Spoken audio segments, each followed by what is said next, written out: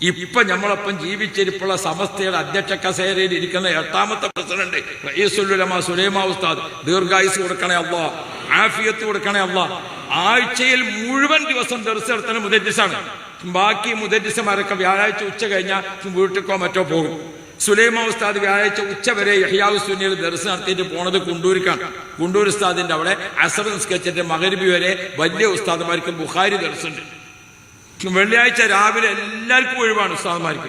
അതേസമയത്ത് റഈസുൽ ഉലമയുടെ വീട്ടിൽ വെള്ളിയാഴ്ച രാവിലെ 7:30 വരും പ്രധാന മുദരിസുമാർ. എന്തിന്? ഹിക്മ ഓതുക, അതുപോലത്തെ പല കിതാബുകളും തബറുക്കൻ ഓതിയിട്ട്. അങ്ങനത്തെ മുദരിസ. ആ മുദരിസായ ബഹുമാനപ്പെട്ട സുലൈമാൻ ഉസ്താദ് ചെറിയ പ്രായത്തിൽ ഉമ്മാന്റെ അടുത്ത് ഖുർആൻ കേട്ടത് മുതൽക്ക് കേൾക്കാത്തൊരു ദിവസമുണ്ടോ, ഓതാത്തൊരു ദിവസമുണ്ടോ?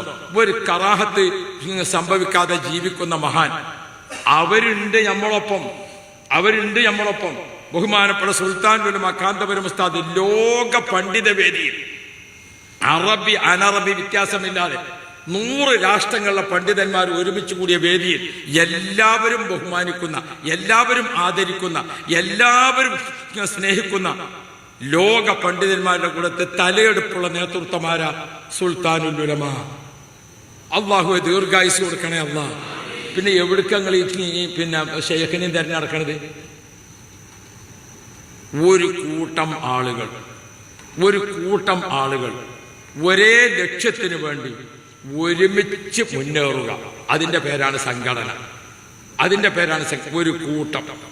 നമ്മൾ ആരെ കൂട്ടത്തിലാ കൂടുന്നത്? ബഹുമാനപ്പെട്ട താജുൽ ഉലമന്റെ ഒപ്പാണ് നേരത്തെ.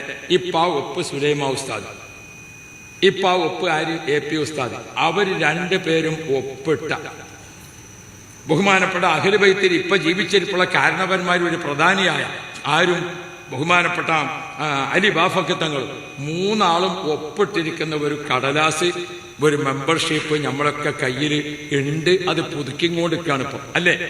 മെമ്പർഷിപ്പ് എന്ന് പറഞ്ഞാൽ ഒരു അനുഭാവിയാണ്. അയാൾ ജനറൽ ബോഡിയിൽ വന്നു. ജനറൽ ബോഡിയിൽ നിന്ന് അയാളെങ്ങനെ ഒപ്പം കൊണ്ട് നടന്നിട്ട് എക്സിക്യൂട്ടീവ്ക്ക് എത്തി. എക്സിക്യൂട്ടീവിൽ നിന്ന് അയാളെ ആക്റ്റീവ് ആക്കിയിട്ട് അങ്ങനെ അയാളെയും കൂടി സുന്നത്ത് ജമാഅത്തിൽ ഉറപ്പിച്ച് നിർത്തുക. ഒരു സംഗതി ചെയ്യണത്, അള്ളാഹുവിന്റെ റസൂൽ ഒരു വാക്ക് പറഞ്ഞിട്ടുണ്ട്, കുറച്ച് ഇബാദത്ത് ചെയ്യണത് കൃത്യമായി ചെയ്യാം. വൈനിക്കല്ല, അതെത്ര ചെറുതാണെങ്കിൽ. ഒരു കുൽഹു അല്ലാഹുവേ ഓതുന്നുള്ളൂ. എന്നാൽ കുൽഹു അല്ലാഹുവിന്റെ ബഹുമാനം, അതിന്റെ മഹത്വം, അതിന്റെ ശ്രേഷ്ഠത, അതിന്റെ ആധികാരികത, അത് 1 ഓതിയ 10 ജുസ്ഇന്റെ പ്രതിഫലമുണ്ട് എന്ന മഹത്വം, ഇതൊക്കെ മനസ്സിലാക്കി ഒരു കുൽഹു അല്ലാഹു ഓതുക, അത് വല്ലാത്ത ശ്രേഷ്ഠത ഉള്ളതാണ്. ഇത് മനസ്സിലാക്കാതെ ഖത്തം മുഴുവൻ ഓതിയിട്ടും എന്തില്ല, അതിനൊന്നും കിട്ടാനില്ല. അതുകൊണ്ട് സുന്നത്ത് ജമാഅത്തിന് നമ്മുടെ ആശയത്തിലും നമ്മുടെ സംഘടനയിലും നമ്മുടെ നേതൃത്വത്തിലും നമുക്കൊരിക്കലും ഒരു ശങ്ക ഉണ്ടാകേണ്ട ആവശ്യമില്ല. നമ്മൾ വല്ലാത്ത മുന്നേറ്റത്തിലാണ്. അൽഹംദുലില്ലാഹ്.